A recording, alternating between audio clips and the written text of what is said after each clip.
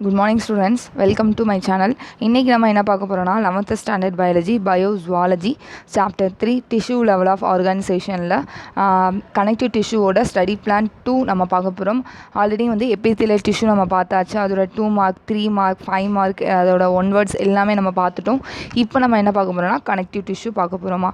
இப்போ இந்த connective tissueல 2 mark வந்து எதுல இருந்து எதுனா இதுல இருந்து இது வரைக்கும் எழுதுங்க. அதுக்கு அப்புறம் வந்து இதுல இருந்து blood வரைக்கும் எழுதுங்க.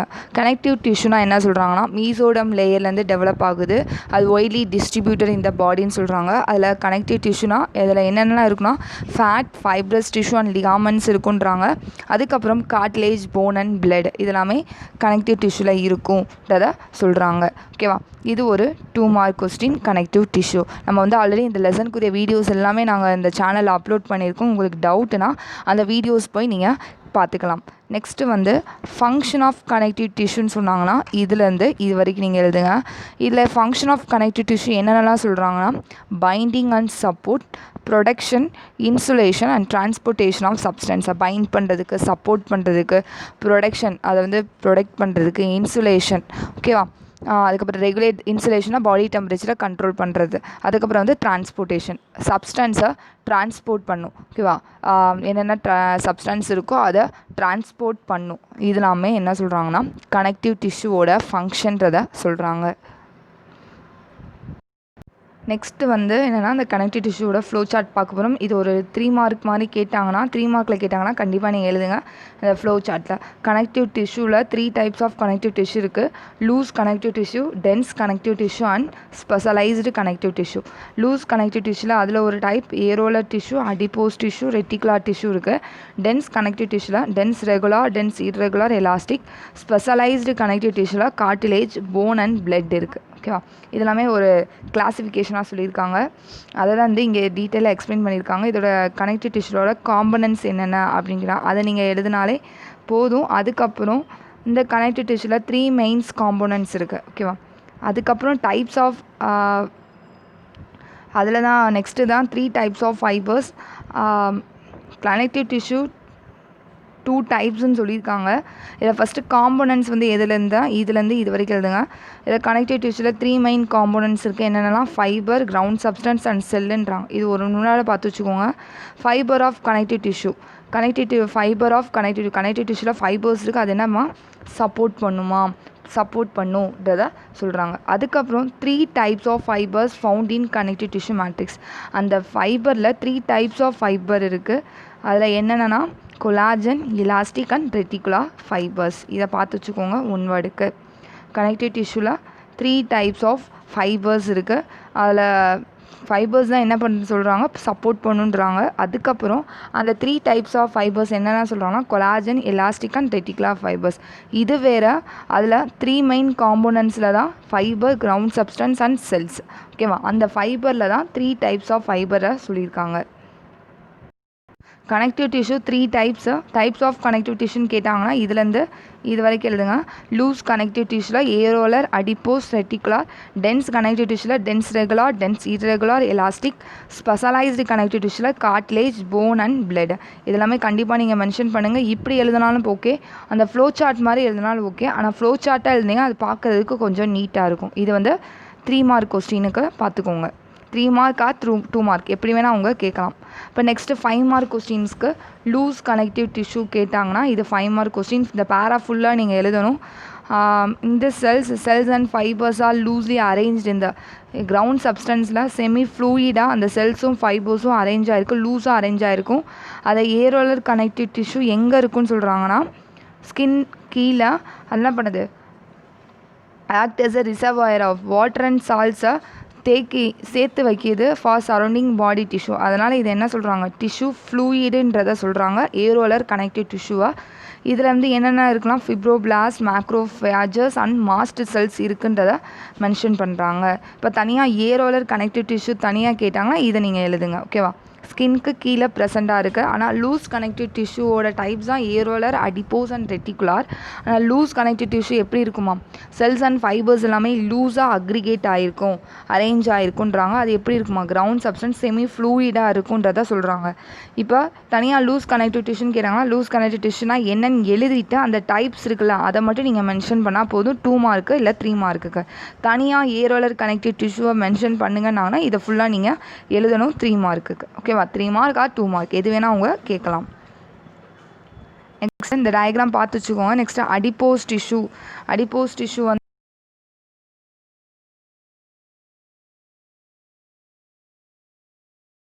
வந்து தனியாக வந்து இப்போ சப்போஸ் 2 மார்க்கு கேட்டாங்கன்னா இதுலேருந்து நீங்கள் இது வரைக்கும் எழுதுங்க. 2 மார்க் அதோட ஃபங்க்ஷன் மெயின் 2 மார்க் கேட்டாங்களாம்.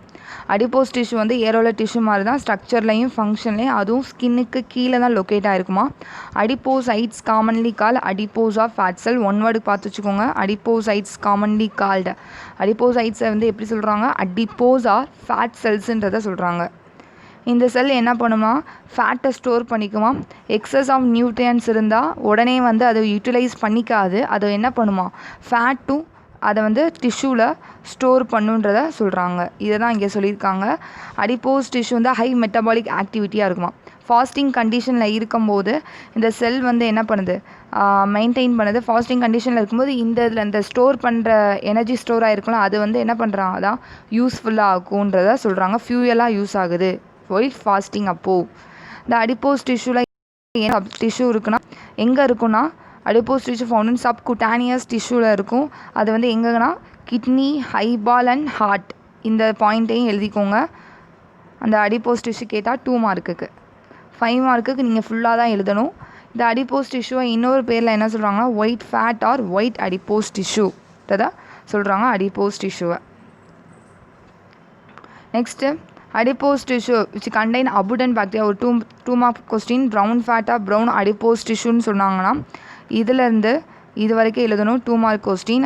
சில நேரம் ப்ரௌன் ஃபேட்டார் ப்ரௌன் அடிப்போஸ் டிஷ்யூ கேட்காம நான் சிவரிங் தெர்மோஜீனசிஸ் அப்படின்னு கேட்டாலும் இதை தான் நீங்கள் எழுதணும். ஓகேவா, இந்த அடிப்போஸ் டிஷ்யூவில் வந்து அபுடன் மைட்டோகாண்ட்ரியா இருக்குது. அதனால் ப்ரௌன் ஃபேட்டாக ப்ரௌன் அடிப்போஸ் டிஷ்யூன்னு சொல்கிறாங்க. அப்போது ஒயிட் ஃபேட் என்ன பண்ணுது, நியூட்ரியன்ஸை ஸ்டோர் பண்ணுது. ப்ரௌன் ஃபேட் வந்து நம்ம பாடியை வந்து கொஞ்சம் வார்மாக வைக்கிது. இந்த ப்ரௌன் ஃபேட் வந்து ஹீட் ப்ரொடியூஸ் பண்ணாலும் ஷிவரிங் நான் சிவரிங் தெர்மோஜென்சிஸ் சிவரிங் இருக்காது நியோனைட்ஸில். ஓகேவா, இதை தான் வந்து அங்கே சொல்கிறாங்க. Brown adipose tissue 2 mark R 3 mark எது வேணால் இருக்கலாம். இதில் ஆனால் அடிப்போஸ் டிஷ்யூ ஃபுல்லாக படிங்க, இம்பார்ட்டன்ட். அடிப்போசைட்ஸுக்கு தான் இன்னொரு பேர் என்ன சொல்கிறாங்க, adipose cells or fat cell. அதனால் பார்த்து வச்சுக்கோங்க. அடிப்போஸ் டிஷ்யூவை எப்படி சொல்கிறாங்க, white fat or white adipose tissue. White fat or white adipose tissue கேட்டாலும் அந்த மேலே உள்ள பாயிண்ட்ஸ் எழுதிட்டு இந்த பாயிண்ட்டை நீங்கள் எழுதுங்க. ஓகேவா, சில நேரம் ப்ரௌன் ஃபேட்டாக ப்ரௌன் அடிப்போஸ் டிஷ்யூனா இது ஃபுல்லாக நீங்கள் மென்ஷன் பண்ணணும். நெக்ஸ்ட்டு ரெட்டிகுலார் கனெக்டிவ் டிஷ்யூ ஃபுல்லாக எழுதணும். இது வந்து என்ன சொல்கிறாங்கன்னா ஏரோலர் கனெக்டிவ் டிஷ்யூ மாதிரி தான் இருக்கும். ஆனால் மேட்ரிக்ஸில் வந்து ஃபிப்ரோபிளாஸ்டால் ஃபில் ஆகிருக்கும். அதனால் என்ன சொல்கிறாங்க, reticular matrix is filled with ஃபிப்ரோபிளாஸ்ட்னால ஃபில் ஆகிருக்கனால இது என்ன சொல்கிறாங்க, ரெட்டிகுலார் செல்ஸுன்றது சொல்கிறாங்க. நோட் பண்ணிக்கோங்க 1 வேர்டுக்கு. இது என்ன சொல்கிறாங்கன்னா ஸ்ட்ரோமான்னு சொல்கிறாங்க. அது என்ன பண்ணுது, பிளட் செல்லை சப்போர்ட் பண்ணவும் இன் லிம்ஃப் நோட்ஸ் இம்யூன் சிஸ்டமுக்கும் அதுக்கப்புறம் ஸ்க்ரீன் அண்ட் போன் மேரோல் எல்லாமே மெயினாக இது இருக்குன்றதை சொல்கிறாங்க ரெட்டிகுலார் கனெக்டிவ் டிஷ்யூ. இது வரைக்கும் பார்த்தது loose connective tissue. Loose connective tissue ஃபுல்லாக நீங்கள் எழுதணும் 5 மார்க் கொஸ்டின்ஸ்க்கு. Next dense connective tissue 2 mark கேட்டாங்கன்னா இதிலேருந்து இது வரைக்கும் எழுதுங்க. Dense connective tissue fibre and ஃபிப்ரோபிளாஸ்டில் இங்கே எப்படி இருக்குமா, க்ளோஸ்லி கம்பேக்டிவ் பேக்டாக இருக்கும், டைட்டாக பேக்டாக இருக்குமா டென்ஸ் கனெக்டிவ் டிஷ்யூ. ஆனால் லூஸ் கனெக்டிவ் டிஷ்யூவில் லூஸ்லாம் அரேஞ்ச் ஆகிருக்கும். ஃபைபர்ஸ் அண்ட் செல்ஸ் இங்கே ஃபைபர்ஸ் அண்ட் ஃபிப்ரோபிளாஸ்ட்ன்றதை சொல்கிறாங்க. ஓகேவா, fibres and fibroblast. Next dense regular connective டிஷ்யூவில் கொலாஜன் ஃபைபர்ஸ் இருக்கும்.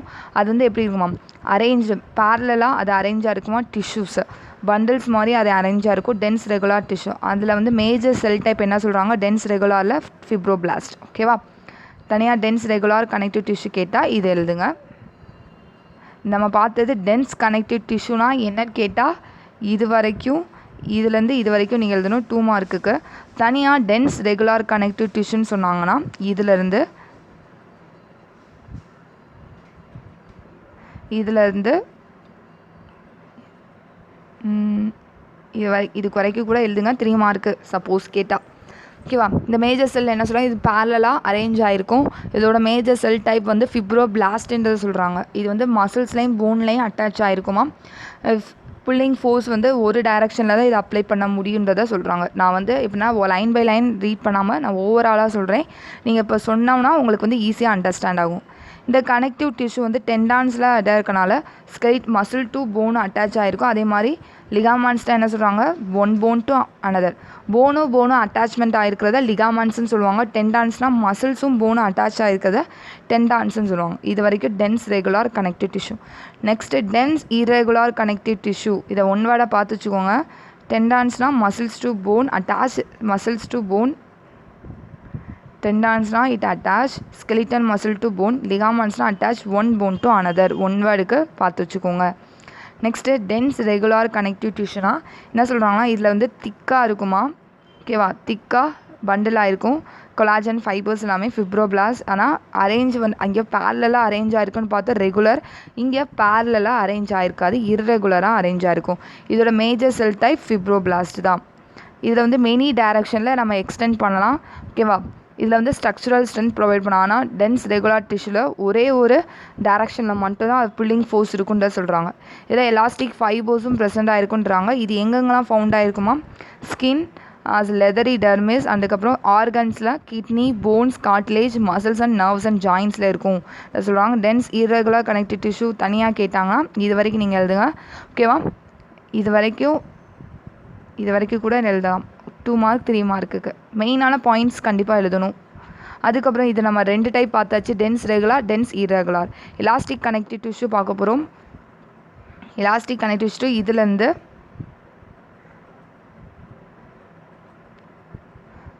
ஃபுல்லாக தான் நீங்கள் எழுதணும்.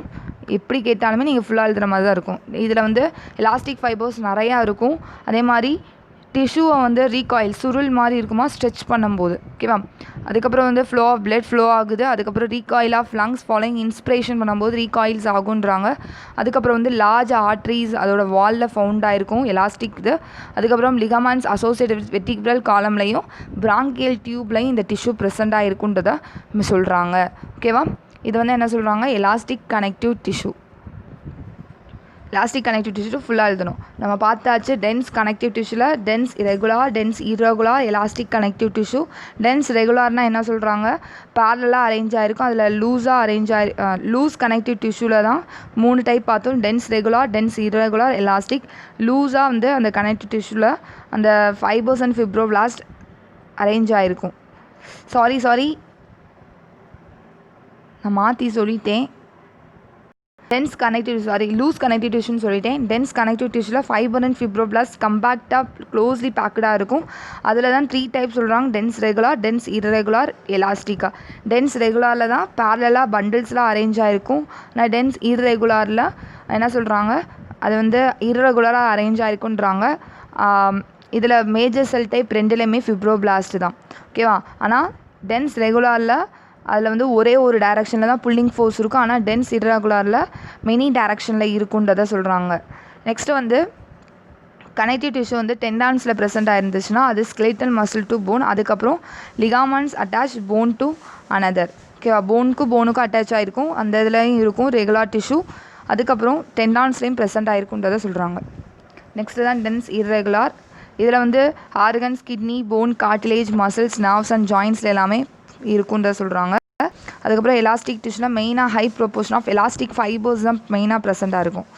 ரீகாயில் ஆஃப் டிஷ்யூ, அதுக்கப்புறம் lungs, large arteries, vertebral column, bronchial tubes எல்லாமே ப்ரெசென்ட்டாக இருக்குன்றதை சொல்கிறாங்க. நெக்ஸ்ட்டு வந்து specialised connective tissue, another type. Connective டிஷ்யூவோட another type specialised connective tissue. இதுவரை நம்ம பார்த்தது லூஸ் டென்ஸ் கனெக்டிவ் டிஷ்யூ பார்த்துட்டோம். இப்போ ஸ்பெஷலைஸ்டு கனெக்டிவ் டிஷ்யூ பார்க்க போகிறோம். இதில் 3 கிளாஸிஃபை பண்ணியிருக்காங்க, கார்ட்லேஜ், போன் அண்ட் பிளட். இது வந்து இது வரைக்கும் நீங்கள் படித்தா போதும். Intercellular material of cartilage. இப்போ கார்ட்லேஜ் பற்றி பார்க்க போகிறோம். கார்ட்லேஜ் என்ன சொல்கிறாங்கன்னா, சாலிட் அண்ட் ஈஸியாக வளைக்க முடியும், கம்ப்ரெஸும் பண்ணலாம்.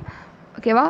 செல் of this tissue chondrocytes in small cavities within a matrix secreted by them. Most of the cartilage இதில் என்ன சொல்கிறாங்கன்னா கோண்ட்ரோசைட்ஸ் வந்து ஸ்மால் கேவிட்டி மாதிரி என்க்ளோஸ்டு இருக்குன்னு சொல்கிறாங்க. அதுக்கப்புறம் இதில் வந்து மோஸ்ட் ஆஃப் த கார்ட்லேஜஸ் இன் வெட்டிபிரேட் எம்ப்ரியோவில் இருக்குமா, அதுக்கப்புறம் வந்து அடல்ட்டாக மாறும்போது போன்ஸாக வந்து அது ரீப்ளேஸ் ஆயிடுச்சு. கார்ட்லேஜ் எங்கெங்கெல்லாம் ப்ரெசென்ட்டாக இருக்குன்னா டிப் ஆஃப் நோஸ், அவுட்டர் ஏர், அதுக்கப்புறம் வெட்டிபிரல் காலமோட போன்ஸ், அதுக்கப்புறம் லிம்ஸ் அண்ட் ஹேண்ட்ஸ் இன் அடல்ட்டில் இந்த கார்ட்லேஜ் ப்ரெசென்ட்டாக இருக்குன்றதை சொல்கிறாங்க. ஓகேவா. கார்ட்லேஜ் பைலபிள்னால் வளைக்கிறது. ஓகேவா. இதுதான் வந்து கார்ட்லேஜ்.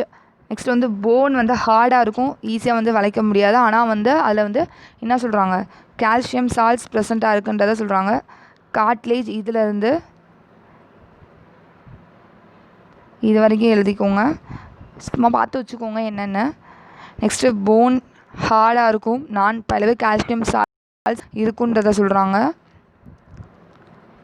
நெக்ஸ்ட்டு வந்து அதுக்கப்புறம் இது வந்து என்ன பண்ணுது, கொலாஜன் ஃபைபர்ஸ் வந்து போனுக்கு ஸ்ட்ரென்த்தாக இருக்குன்றாங்க. இதோட மெயினவே ஸ்ட்ரக்சுரல் ஃப்ரேம் ஒர்க் தான். ஓகேவா. ஸ்ட்ரக்சுரலாக கொடுக்குறது தான். அதுக்கப்புறம் bone support and protect software tissue and organ. Software டிஷ்யூவும் ஆர்கனையும் ப்ரொடெக்ட் பண்ணுது.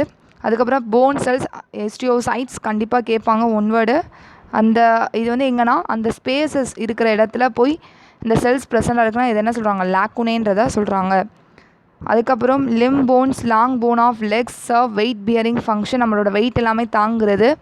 அதுக்கப்புறம் வந்து they also interact with skeletal muscles attached to them to bring about movements. அது skeletal musclesோட அட்டாச்மெண்ட் இருக்கிறனால அது மூவ் பண்ணுறதுக்கு ஹெல்ப்ஃபுல்லாக இருக்குது. அதுக்கப்புறம் bone marrow it some bones inside இந்த production of blood cells. Bone marrow எங்கன்னா சென்டர் ஆஃப் போன் சென்டரில் போன் மேரோ ப்ரெசென்ட்டாக இருக்கும். அது என்ன பண்ணுது, பிளட் செல்ஸை செக்ரீட் பண்ண பிளட் செல்ஸை ப்ரொடக்ஷன் பண்ணுறதுக்கு மெயினானது போன் மேரோலேருந்து தான் ஃபஸ்ட்டு பிளட் செல்ஸ் வரும். ஓகேவா. ப்ரொடக்ஷன் ப்ராசஸ் இதான் வந்து போன். அதுக்கப்புறம் பிளட்டு ஃபுல்லாக எழுதுங்க, போன் ஃபுல்லாக எழுதுங்க, இது வரைக்கும் எழுதுங்க. அதுக்கப்புறம் பிளட்டு இதுலேருந்து இது வரைக்கும் எழுதுங்க. பிளட்டு உங்களுக்கு தெரியும், அதில் வந்து plasma, red blood cells, WBC, platelets எல்லாமே இருக்கும். இதில் ஃபங்க்ஷன் என்னென்னா டிரான்ஸ்போர்ட் மீடியம் தான். கார்டியோவாஸ்குலர் சிஸ்டம்லையும் நியூட்ரியன்ஸை கேரி பண்ணும், வேஸ்ட்டையும் ரிமூவ் பண்ணும். அதுக்கப்புறம் கேஸ் எக்ஸ்சேஞ்ச் ஆஃப் கேஸ் இதை நடத்துறதுக்கும் பிளட் மெயினாக ஹெல்ப்ஃபுல்லாக இருக்குது.